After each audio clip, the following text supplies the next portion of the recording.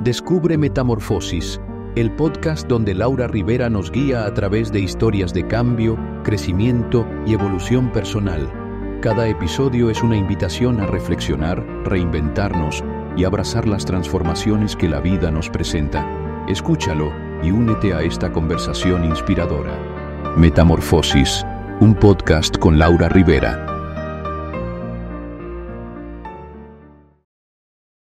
Hola, ¿qué tal amigos? ¿Cómo están? Bienvenidos a un episodio más de Metamorfosis.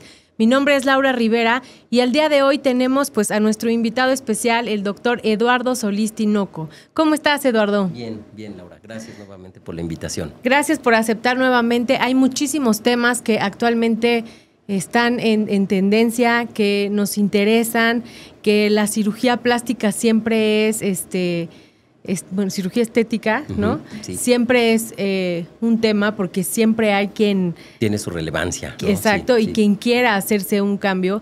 Y hablando en este podcast de Metamorfosis, para los que apenas están viendo estos podcasts, pues aquí hablamos acerca de todo ese cambio que, más bien presentamos las herramientas donde les pueden ayudar a dar ese cambio, a animarse. Contamos con diferentes especialistas y en el día de hoy no está de más. Si tú quieres hacer un cambio por dentro, también se vale un cambio por fuera. Porque como decíamos en nuestros episodios pasados, doctor, hay que envejecer, ¿no? Con dignidad, y también no es, a veces ha sido muy sacrificado esto de las cirugías estéticas, el que uno no se quiere aceptar, pero no es verlo de esa manera, ¿no? Al contrario. Así lo creo, Laura, en el consultorio. Bueno, antes que nada, nuevamente, gracias. Creo que la intención de este tipo de espacios que creas me parece muy válido. Es fundamentalmente brindar información que sea útil y que a las personas que tienen este interés o que lo empiezan a percibir lo puedan hacer de una manera más segura, ¿no? Sí, todo el tema de los procedimientos estéticos actualmente tiene un auge en muchos lugares del mundo y creo que este tipo de espacios puede permitir eso, ¿no? Obtener información, quedaremos con la mejor de las intenciones, claro, para bien de los pacientes. Exacto, y con tu especialidad y con tus conocimientos, tus consejos también que nos puedas dar para aquellas que se quieran animar, tanto hombres como mujeres, porque también es válido en hombres, claro, que quieran lograr ese cambio físico que también les va a ayudar en lo mental, porque van unidos de la mano, ¿no? Claro. Es como muchas veces en una depresión puede salir de una depresión desde el cómo tú estás físicamente, tu aspecto, el si te bañas diario, si te arreglas diario. No solamente es el cuando tengas algún evento, ¿no? Que quieras estar bien. Eso te ayuda desde adentro también, el que tú te veas, porque aparte proyectamos, ¿no? Lo que sentimos por dentro lo proyectamos por fuera también. Así es. Y qué mejor que si tú te sientes bien por fuera, si físicamente te ves al espejo y te gusta, obviamente te va a ayudar a lograr ese cambio, esa metamorfosis para sentirte bien contigo, porque eso es muy importante, doctor, el estar a gustos con uno mismo, ¿no? Y el querernos, empezar a querernos a nosotros, principalmente el cuidarnos, ¿no? Desde lo físico, la salud, la alimentación, y ya si nos vamos más allá y tomarlo como un punto importante, si a lo mejor, no sé, la nariz no te gusta, si tu busto no te gusta, si tu cuerpo no te gusta, una ayudadita pues no está de más. Claro, fíjate que en el consultorio, independientemente del tema que decidas que hoy abordemos, yo diría que uno de los preceptos más generales, el cómo lo visualizamos nosotros, es que cuando llega un paciente interesado en un procedimiento estético, de fondo lo que nosotros vemos es un ser humano con esta voluntad incipiente de querer hacer un cambio.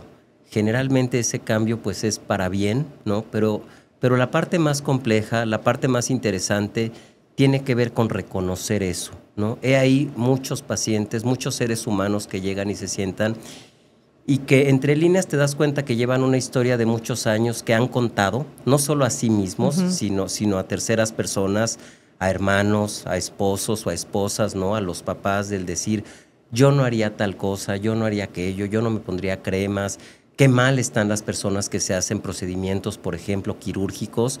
Sin embargo, en la evolución de su vida llega un momento en que ese sistema de creencias, o yo a veces diría, ni es un sistema de valores, no es un montón de creencias ahí mal agrupadas, a veces no con una congruencia del todo, y entonces se dan cuenta que ya no les funcionan, y que aparece esa inquietud de ¿y qué tal que me quiero hacer algo, no? En los senos, por ejemplo, en el abdomen. Y bueno, pues primero que nada viene esa lucha como interna, ayudarles a, de alguna manera, como deshilarlo, y que se den cuenta que no es algo malo, que no está peleado, ¿no? Con su integridad, ni con su dignidad, ni mucho menos. Simplemente es un tema de preservar el cuerpo, de atenderlo, de cuidarlo, ¿por qué no decirlo también de respetarlo? Y bueno, Claro. pues ya nos toca a nosotros como equipo médico, si lo hacemos bien, que este proceso suceda con mucha formalidad, ¿no? Y con seguridad. Claro, por supuesto. Y bueno, de entrada, el día de hoy el doctor Solís nos estará hablando acerca de la cirugía de mama, referente, doctor, a los implantes, todas las novedades que hay en cuanto a la cirugía, en cuanto a qué está de moda en el tamaño, la forma, las nuevas modalidades,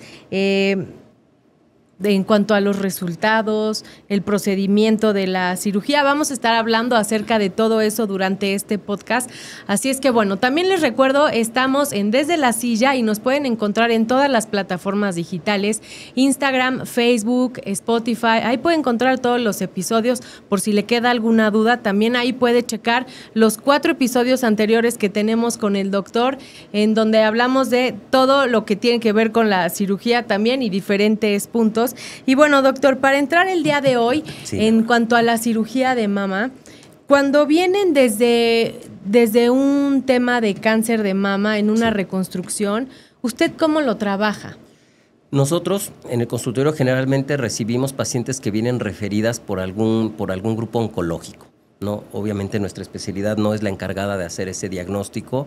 Y cuando nosotros somos invitados a colaborar con un paciente que tiene con una paciente que tiene este problema, lo primero que nos encargamos es hacerle ver que es un trabajo en equipo, que no es ese momento donde un paciente pueda armar solita, ¿no? El decir, bueno, este es mi pediatra, este es mi geriatra y demás. Es un tipo de diagnóstico que amerita que tengan confianza en su médico, en este caso el oncólogo, y es más bien desde mi perspectiva el oncólogo el que debe de armar el equipo, como será el anestesiólogo, médicos interconsultantes para ver el estado general del paciente, no sé, radioterapeutas, oncólogos médicos, y en este caso, cuando es pertinente, incluso la parte de cirugía reconstructiva, ¿no? Okay. Así es como yo lo visualizo. El oncólogo es quien abre la puerta, sobre todo por el aspecto médico, que el tratamiento reconstructivo sea opción para esa paciente en particular. Cuando a mí me toca colaborar, bueno, pues creo que en términos generales estamos en escenarios afortunadamente muy optimistas. Ya de entrada, ya terminamos este proceso. Sí, o sabes, no siempre, Laura, porque a veces, en la mayoría de los casos que a mí me toca participar, la paciente está en ese momento donde acaba de recibir la noticia muy recientemente, la acaban de diagnosticar con un cáncer, y con todo ese pesar, ¿verdad? Y esa zozobra de haber perdido su salud, de muchas incertidumbres, se da cuenta que de pronto, ¿no? El oncólogo le sugiere decir, ¿sabes? Va a haber una opción reconstructiva. Con la mayor frecuencia, y te diría un 85% de las veces, las pacientes acuden como con una docilidad, un poco sin saber a qué van, y ya ahí sentadas, ¿no? Dicen, bueno, no sé qué hago aquí, doctor, no, tengo un cáncer, apenas me van a operar, va a haber una mastectomía o tal vez me van a dar quimioterapia. Pero dentro de esta situación tan vulnerable en la que se encuentran es una lucecita, ¿no? Sí, que ven en el camino. Eso les hacemos ver, Laura, que finalmente el que el médico de una manera responsable las esté enviando porque ve la posibilidad de una cirugía reconstructiva, de alguna manera ya es una buena noticia. Claro, ¿no? Sí, definitivamente es una esperanza, es la vida continúa, es un ver positivo, ¿no? Que a pesar de todo el proceso que uno está viviendo, puede ser una buena alternativa terapéutica, por así decirlo, para que le eche ganas durante el tratamiento y ver que terminando todo esto hay una Sí. Hay una nueva, no, puede resurgir. La vida va a seguir, ¿no? Exactamente. Que la vida va a continuar y que probablemente esto se convierta como en un capítulo, ojalá tan solo fuera una página, a veces sí es un capítulo, ¿verdad? De varios meses y demás. Sin embargo, de las primeras explicaciones que van a recibir las pacientes es que si se ofrece un tratamiento reconstructivo, tiene que estar perfectamente alineado con la parte médica, ¿no? Antes que nada, se tratará de recuperar la salud, ¿no? De mantener la vida, de recuperar la salud y sobre todo que este tipo de protocolos se establecen conforme a la experiencia que hay en el mundo.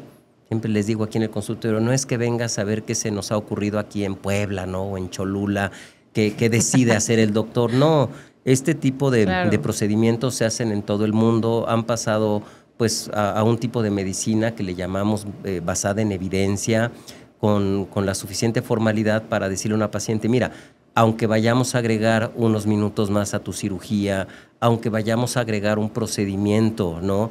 a todo este proceso, finalmente se ha visto que es razonablemente seguro, que trae un beneficio en esos conceptos que tú decías, pues va más allá del cómo se ve el tórax, ¿no? o el cuerpo en general, tiene que ver con toda la imagen que la paciente va a incorporar y creo que en la inmensa mayoría de las pacientes que son referidas a los consultorios de cirugía reconstructiva se pueden hacer esos procedimientos, ¿no? Doctor, el proceso, ¿cómo lo toman? Ajá.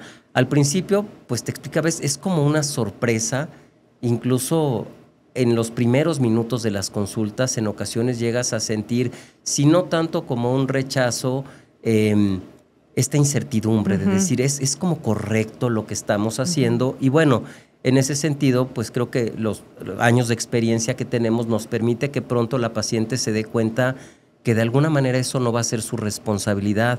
La responsabilidad es del equipo médico de estar ofreciendo estas alternativas, o yo diría estos complementos, ¿no? A recuperar su salud y que lo que estamos considerando es su salud pues psicológica, ¿no? Claro. También su salud emocional y mental cuando estamos hablando de colocar un implante, ¿no? Sí, porque a lo mejor eso, como siempre, lo han mandado un poco a lo superficial, ¿no? Sí. Entonces, durante este proceso, el que ellas digan, no, bueno, primero me ocupo de mi salud y ya lo estético es lo de menos, pero también lo estético te ayuda a salir del tema. Sí, muchas veces yo he puesto de ejemplo, es como cuando un hijo tiene apendicitis y te dicen, oye, mira, vamos a hacer una incisión, pues hagan lo que quieran, ¿no? Lo que necesiten, no importa la parte estética.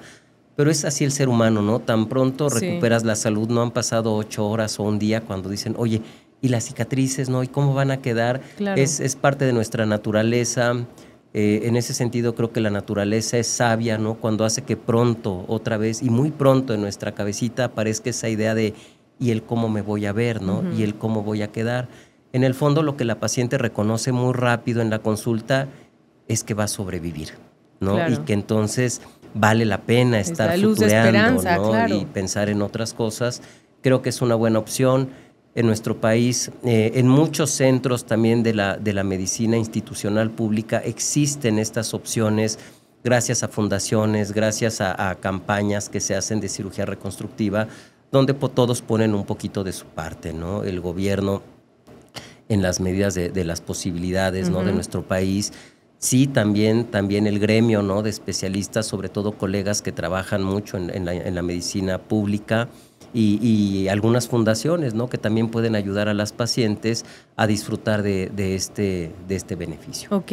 Doctor, durante el procedimiento, bueno, para las que tengan duda y quieran animarse y que estén pasando un proceso del que estamos hablando, ¿nos podría dar una idea de cómo es la operación, la reconstrucción, cómo se trabaja? Sí. El equipo se va a armar desde la parte, yo diría, preoperatoria, ¿no? Va a haber toda una planeación en cuanto a la agenda del oncólogo, el día de la cirugía, el anestesiólogo va a estar enterado que se va a hacer como un procedimiento, digamos, combinado o casi simultáneo, pero primero, estrictamente, se hace la parte oncológica de quitar el cáncer como se requiera. A veces solo es una tumorectomía, una parte de la mama, a veces es una mastectomía, que ahora con mucha frecuencia los oncólogos pueden preservar la areola y el pezón.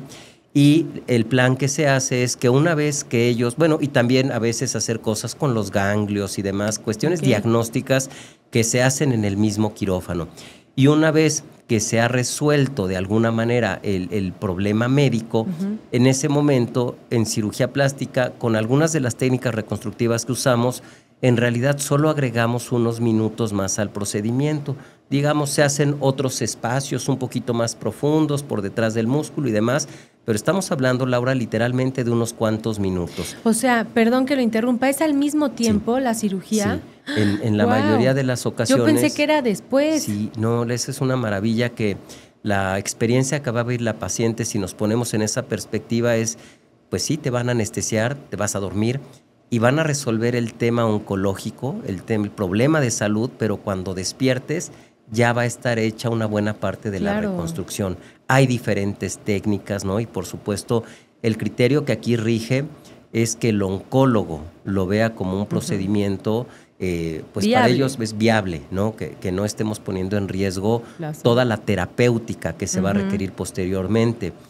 Se agregan unos cuantos minutos y con algunas de las técnicas reconstructivas, digamos, se crea el espacio, se deja ahí algo de manera temporal que nos permitirá recuperar la forma, el volumen de la mama y generalmente meses después se hace alguna cirugía complementaria de cambiar un expansor, que es como un implante preliminar, por uno definitivo y ya entrar en detalles como reconstruir la areola, pezón, cuestiones ya como de refinamiento.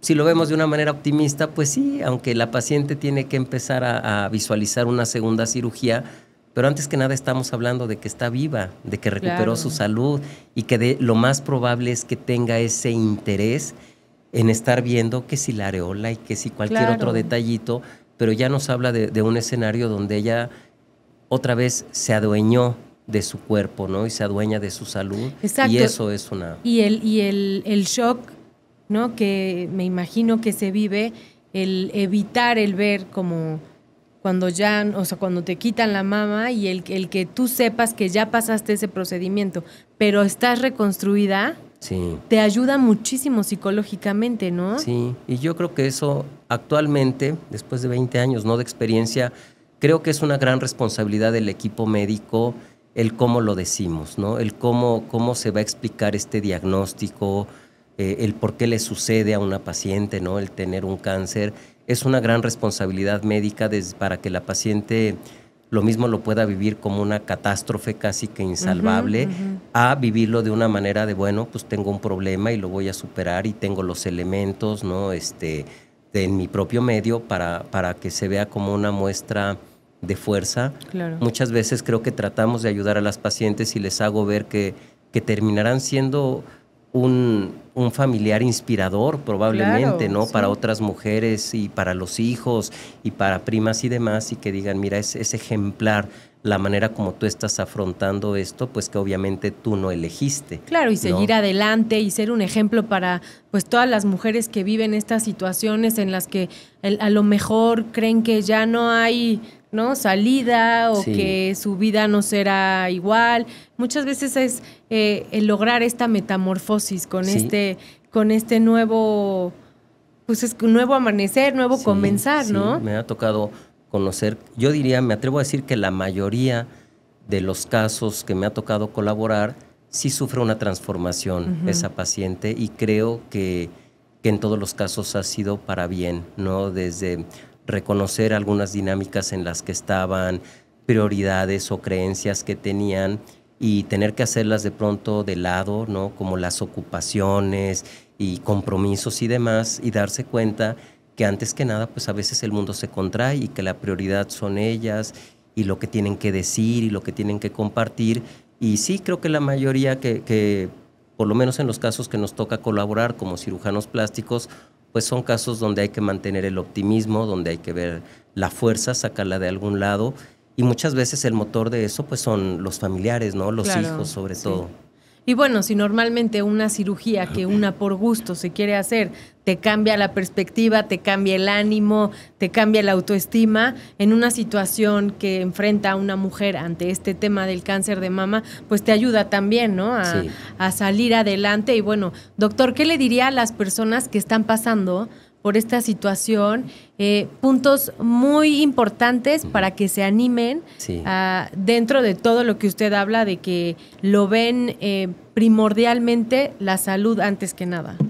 En este momento así de mi vida profesional, al primero que yo haría un llamado es al médico, en este sentido, el que platicaba, ¿no? De esta responsabilidad que tenemos también emocional, más allá de seguir los protocolos corroborados, ¿no? También la manera de hacerlo. Eso creo que siempre debe de distinguir a aquella persona que quiso andar de bata, si lo decimos de alguna manera, ¿no? Esa responsabilidad que nunca se debe de perder, aunque haya mucha consulta, ¿no? Aunque haya mucho estrés y demás, es una responsabilidad, un compromiso que se adquiere a priori, ¿no? Para los pacientes es hacerles ver que, desde mi punto de vista, son escenarios donde cuando es posible, pues los invito a tomar más de una opinión, ¿no? Finalmente, si no encuentran de entrada esta apertura, pues no es como siempre voy a ir a comprar unos zapatos, ¿no? Vale la pena tomar una segunda opinión hasta que encuentren las explicaciones suficientes y que se sientan tranquilos en este proceso que viene, donde parece una tormenta, ¿no? Un poco se van yendo a donde uno les indique y no están tan adueñados. Finalmente, tengan la tranquilidad que si estos procedimientos se están ofreciendo actualmente es porque están de acuerdo con una medicina de clase internacional, que no es como te dirá, la ocurrencia o la conveniencia de un grupo médico, si esto se hace bien. Y como lo explicaba yo hace ratito, Laura, que de entrada piensen que esto lo más probable es que se convierta como en un capítulo, nada más un capítulo de su vida donde probablemente las personas salgan fortalecidas y que si es necesario, pues hagan uso de esa figura de ser ejemplar, ¿no? Ser ejemplar en lo que yo tenga que vivir. Ok, doctor, muchas gracias por darnos este tip a las personas que estén pasando por esta situación, pero bueno, ya entrando en un tema más amable, las que lo queremos por gusto, ¿no? Ahí, ¿qué está de moda ahorita en todo esto de los implantes mamarios? ¿Sí está bien dicho así? Pues yo te diría, sí se vale decir, ¿no? Que está de moda, como que de moda está quitárselos, ¿no? Y espantarse, se ha puesto de moda, ¿no? En redes sociales y demás, que no voy a quitarse los implantes, no tener... sí, como que se ha puesto, respondiendo a esa palabra específica, ¿no? De moda. Es decir, oye, ¿no será que me los tengo que quitar? Como acercarse a los consultorios con ese tipo de inquietudes, pues obedece a un fenómeno que dices es lo más frecuente en este momento, ¿no? Casi es una descripción matemática, ¿cuál es la moda?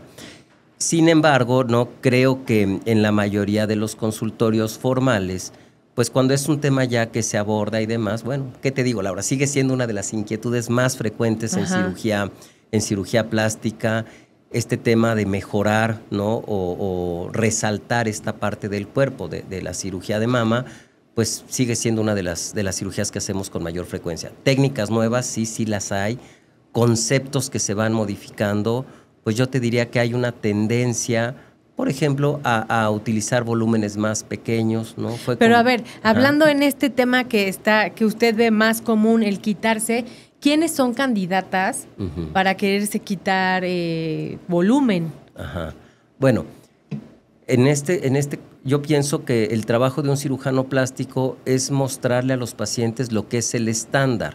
Obvio, es algo muy lejos de nuestro gusto personal. ¿Cuál es el estándar que en el medio en el que ellas están se considera lo más atractivo, lo más femenino, lo más juvenil?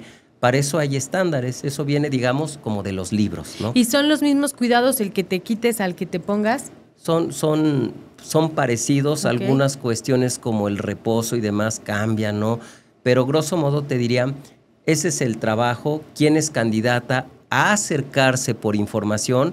Yo diría que cualquiera que tenga la inquietud, acercarse a un lugar formal, a recibir información de primera mano, a recibir información profesional, ¿no? Y de ahí empieza toda la gama de opciones para las pacientes, desde la que la propuesta va a ser, ¿no? ¿Sabes qué? Vamos a aumentar el volumen, y a veces se sigue haciendo con muchísima frecuencia con implantes, que son un objeto pues seguro, ¿no? Un artefacto, digamos, que puede hacer el ser humano con todo lo que hay en tecnología actualmente, que sea algo confiable, razonablemente confiable, como muchas veces he dicho, Laura, pues hay que confiar en ellos como en los frenos de tu auto, ¿no? Como en tu teléfono. ¿no? Claro. No lo compramos diciendo, es que todos fallan. Entonces, pues Sí. alguno falla, pero la mayoría disfrutas de eso por muchísimo tiempo, lo que está previsto. Ajá. Claro. Por otro lado, yo te diría que cada vez tenemos más experiencia en el gremio utilizando otros recursos como es transferir grasa, ¿no? Eso es padre. novedoso. Sí, pues de alguna manera el transferir grasa de un lugar a otro del cuerpo se hace desde hace décadas, ¿no? Para resolver otro tipo de problemas, cadera, en glúteos, ¿sí? Pero en cirugía de mama también cada vez se tiene un mayor alcance, digamos, y sobre todo con más seguridad, que cuando alguien quiere un aumento ligero, ¿no? Y se va a aprovechar para levantar el busto, podemos transferir grasa tanto al músculo como en algunas zonas más superficiales de la mama para embellecerla, ¿no? Y para rejuvenecerla. Pero en este caso, en esta modalidad del transferir la grasa, si uno baja de peso, ¿ahí se va también? Se va a elegir, sí, vamos, esa es una ventaja de Ajá. alguna manera, ¿no? Que se va a comportar conforme a la complexión de la paciente. Ok. Lo ideal no es que llegue una paciente a hacerse un procedimiento estético como pensando, futureando, cuando yo suba y baje. Es que eso a lo mejor luego no es lo que... No está tan previsto, ¿verdad? Exacto, Sí, no lo sí. piensa uno y dice, no, así me voy a quedar siempre. De alguna manera, si lo comparamos con los implantes, mi punto de vista es que va a ser algo un poquito más dinámico, ¿no? Ok. De todos modos, se trata de elegir la grasa que sea la más estable. Como quiera hay estudios al respecto. O sea, la que se nos ve más. Sí, la que dices, es que ya hice dieta, ya hice ejercicio y de todos modos, bueno, pues esa grasa donde la vas a transferir más o menos va a tener el mismo comportamiento si las cosas se hacen bien. Entonces es una buena opción para un buen grupo de pacientes. O sea, ahí podría ser un 2x1, Ajá. porque es lipo Ajá. y te aumenta el otro. Claro, Miren qué buena opción. Tiene esa, pues esa ventaja, ¿no? Ajá. De dos zonas, cada una con su mejoría estética. Exacto. ¿no? Muy bien. En las cicatrices, en ¿cómo? En este se me tipo fue de la palabra. procedimientos. En este Ajá. procedimiento donde se transfiere la grasa que Sí. ahí está aferrada a nosotras Sí. y se pasa a las boobies, Ajá. ahí, ¿en dónde nos quedan cicatrices? Ujú. ¿Cómo se maneja esto? Generalmente las cicatrices en una cirugía de mama, quien dicta la extensión que van a tener, dónde se van a ubicar, es más, digamos, como la flacidez que hay, el exceso de piel, de alguna manera el volumen que se va a incrementar, eso es lo que dicta las cicatrices y no tanto si nosotros vamos a transferir o no grasa. En términos generales te dirá quien solo va a requerir un aumento de mama y las cosas están en su lugar, pues son menos cicatrices, digamos, desde el escenario ideal donde va a ser una pequeñita, Son donde va a mínimas. entrar una cánula y vas a inyectar la grasa. Algunas cirugías donde ponemos implantes pequeños y complementas con grasa, donde llevan incisiones en el surco de la mama y demás, alrededor de la areola. Y bueno, ¿qué hay de nuevo también relativamente, Laura? Esta tendencia a hacer técnicas que nos permitan reducir la cantidad de cicatrices. Actualmente la mayoría de las pacientes pueden disfrutar de técnicas cuando van a levantar el busto, cuando van a incrementar el volumen, en las cuales por completo se respete todo el escote libre de cicatrices. Cuando antes pues había aquella como figura, ¿no? Decir, es que la ancla, ¿no? Vas a llevar una T invertida, ya no, es una técnica que resolvió muchísimos casos, ¿no? Fue de las primeras que a mí también me tocó utilizar.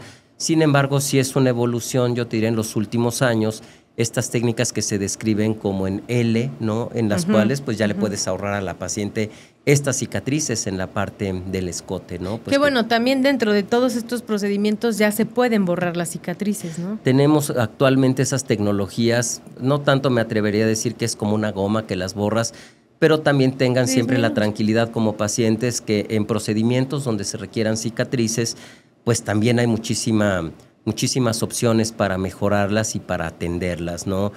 Geles, cremas despigmentantes, cremas para desinflamar, luz, láseres, ¿no? Y demás opciones. Sí, hay muchas opciones. Para mejorar las cicatrices. Ok, y hablando, bueno, entonces en las cicatrices ya hay... Menos cicatrices. Ya hay más oportunidad para que una pueda lucir el escote, ¿no? Sin necesidad de las cicatrices que a lo mejor antes eran, aparte de los procedimientos que nos está mencionando el doctor, que bueno, que nos ayuda a que se difumine. minoricen. Ajá. Y en general esa tendencia a disminuir el volumen sí es, creo que una tendencia general. Cada vez quieren un poquito menos de volumen, se usan implantes más pequeñitos, ¿no? Ahorita, lo nombramos así, ¿usted lo ve así por tendencia? Sí. Hay época en la que una entre más tenga mejor. Aunque ya se ve ahorita como una tendencia de varios años, ¿no? Donde pues a veces de una manera informal, ¿no? En los congresos te das cuenta que la mayoría de los colegas habla de eso, ¿no? De sí, antes yo utilizaba implantes de 400, 500, ahora ya estoy en el rango de los 300, los 200. Y mucho tiene que ver con estos tratamientos complementarios, Laura, donde actualmente en las técnicas podemos como medializar, centralizar mucho del volumen que tienen nuestras pacientes disperso por ahí hacia la zona axilar, hacia la zona abdominal.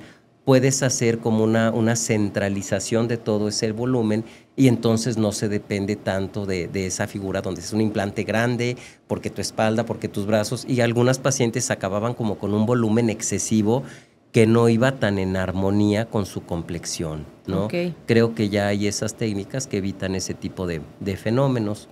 Otra cosa relevante también es, yo sí veo una gran evolución en cuanto a la estabilidad de los resultados, ¿no? Estas técnicas que comentábamos hace ratito, donde el concepto cambió, a veces yo le explico a las pacientes, es como si antes hubieras cortado a un pastel grande, no una rebanada, y después nada más lo armabas o lo cerrabas. Hoy el concepto es muy diferente, algo como en todas las dimensiones, de despegar la glándula de capas más profundas, que es el músculo, despegarla ampliamente también la envoltura de piel, y entonces todo lo conificas o lo haces como una pequeña esfera y todo queda, ¿no? De una manera como muy firme, armado de una manera, pues eso, ¿no?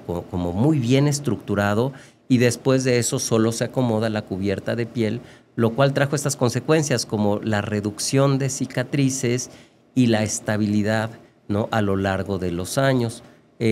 Las pacientes que tienen mucho interés y que se acostumbran a un estándar estético muy alto en los senos, no era tan raro a veces encontrar a alguien que ya llevaba 2 cirugías, 3 cirugías. Y te de irse aumentando. Sí, o ¿sabes qué? De que habían obtenido un buen resultado, les gustaba 1, 2, 3, 5 años y decían, ay doctor, es que otra vez, mira.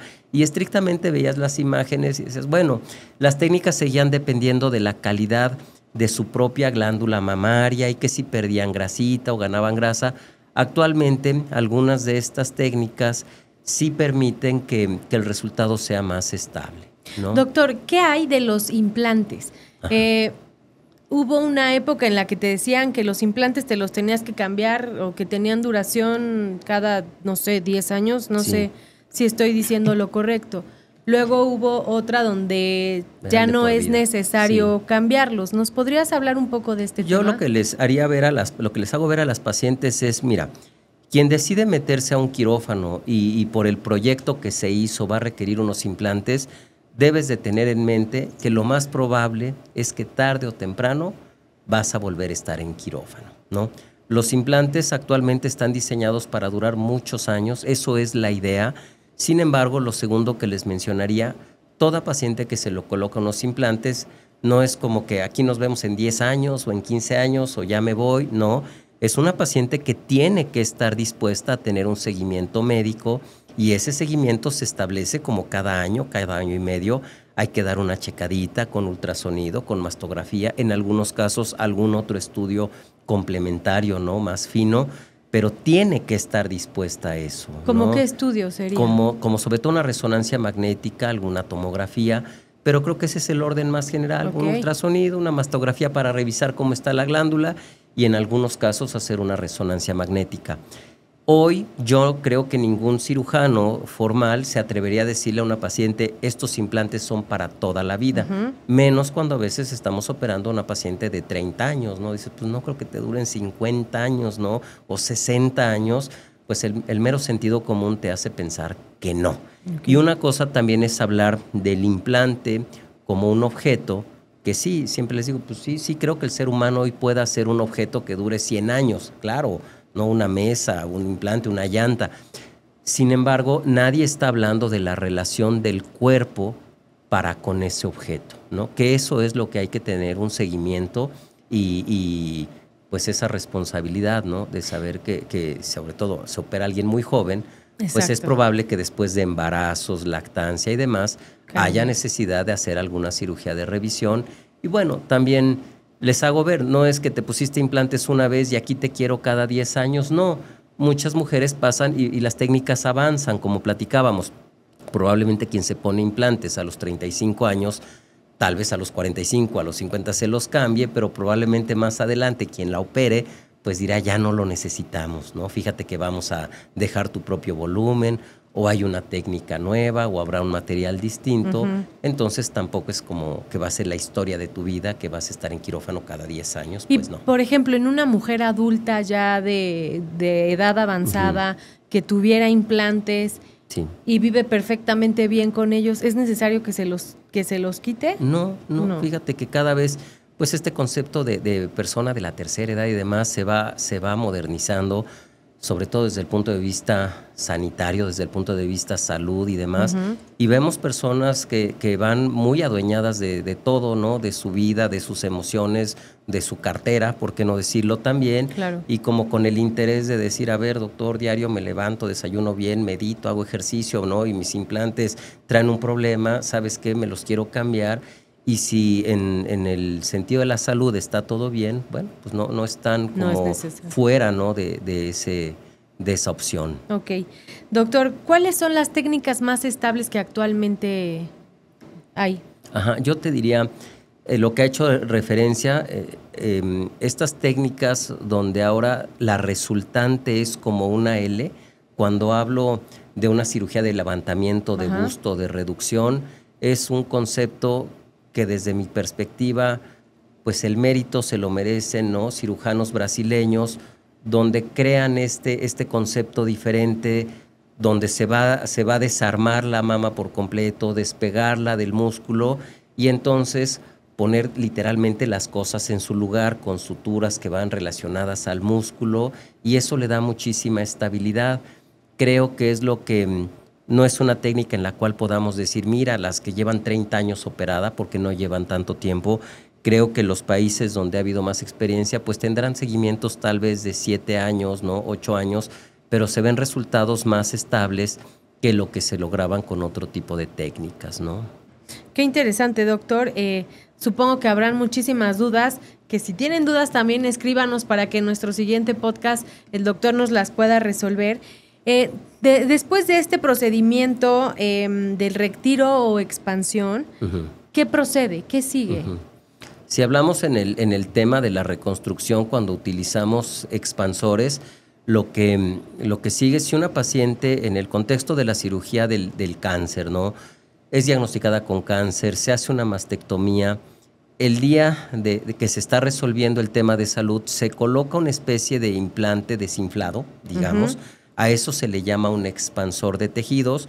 Es un implante que entra por detrás del músculo, se cierra, ¿no? El tórax, la piel y demás, y después en la consulta se va haciendo un procedimiento para llenarlo de líquido.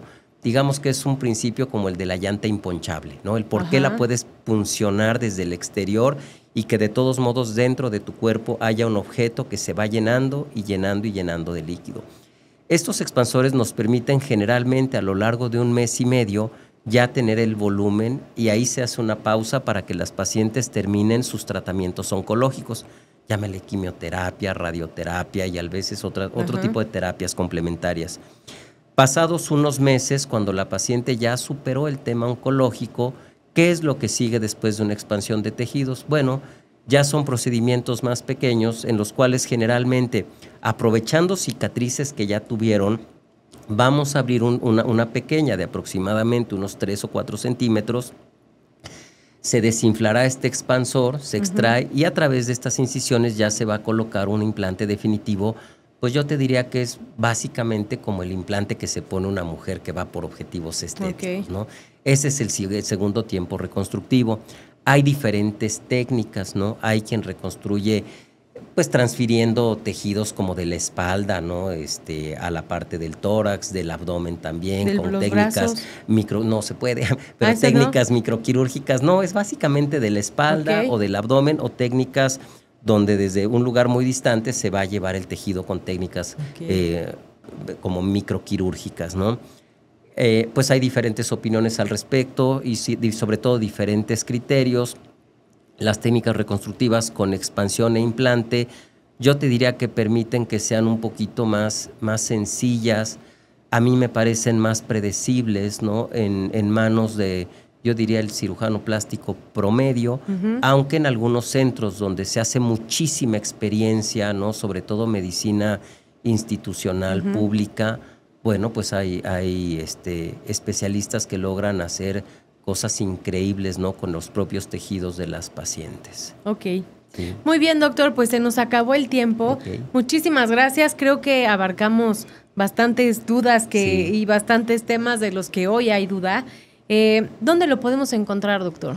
El consultorio está en el Hospital Ángeles, pues si tantito le buscan en tus redes con mi nombre me encuentran, ¿no? Están ahí las redes profesionales, estamos ahí en actualmente se llama la Torre 4, aquí en el Hospital Ángeles de Puebla, y ahí estamos también a la orden, sobre todo para dar información, y gracias nuevamente. Ojalá que la información que les compartimos les sea de utilidad. Claro. Eso. Bueno, ahí van a encontrar en las redes del doctor para que lo sigan también. Y bueno, muchísimas gracias. Lo esperamos en el siguiente episodio donde tendremos otro tema muy interesante dentro de de los doctores, de los cirujanos. Los vamos a estar abordando. Y bueno, espero que todas estas ideas les sean de mucha ayuda para los que quieran lograr su metamorfosis. Los esperamos en nuestro siguiente episodio. Muchas gracias. Descubre Metamorfosis, el podcast donde Laura Rivera nos guía a través de historias de cambio, crecimiento y evolución personal. Cada episodio es una invitación a reflexionar, reinventarnos y abrazar las transformaciones que la vida nos presenta. Escúchalo y únete a esta conversación inspiradora. Metamorfosis, un podcast con Laura Rivera.